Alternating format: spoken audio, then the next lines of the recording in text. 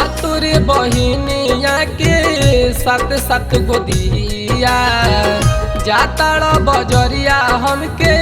ले ले हतिया कि तने रुइया के बाती इन साल हम करब नवरात अपना दुल्हन के जानी भूलई ह तू बात अपना दुल्हन के जानी भूलाई ह तू बात। बोला बोला गणदेवी मैया की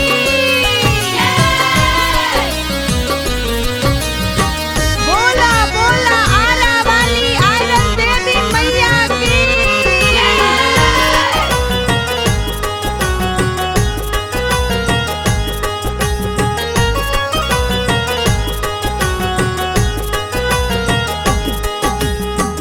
किन लीह चुनरी सैया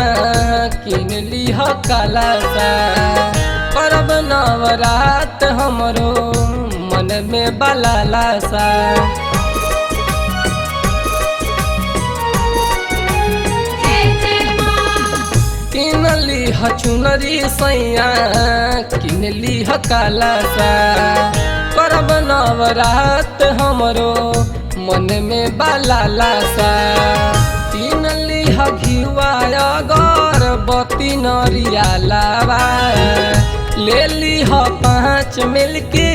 किस्म किस्म फलावा जेब में ले लो थाती इन साल हम करब नवरात अपना दुल्हन के जानी भूलई ह तू बात अपना दुल्हन के जानी भूलाई ह तू बात। बोला बोला बखोरापुर वाली काली मैया की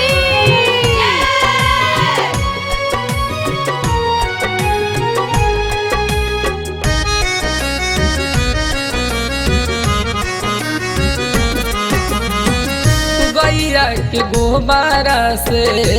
अंगना लिपवनी सातुर बहिनिया के नेवता पे ठवनी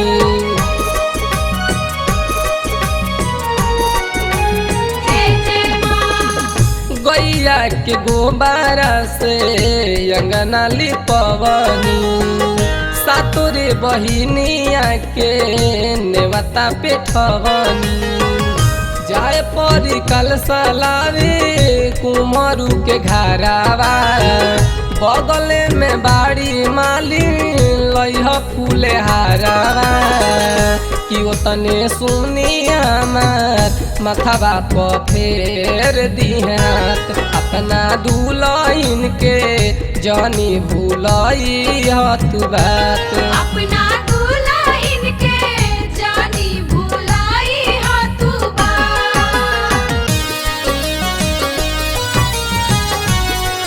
बोला बोला गणदेवी मैया की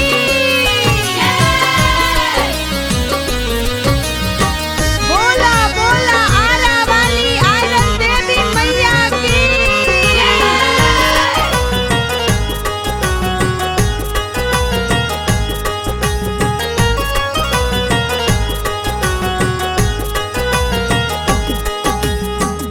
बलमुडी केस जानी करी माना मानी केतना ले कही अब अतने त जानी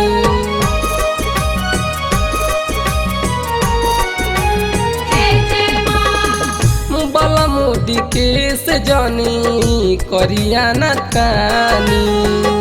केतना ले कही अब अतने त जानी पूजा के सामान संगे पान के पतहिया तब जाके खुश होइए रहुआ पमैया कि कौशल छोटू मुना जोनी के ले ली हसात अपना दुल्हन के जानी भूलई ह तू बात अपना दुल्हन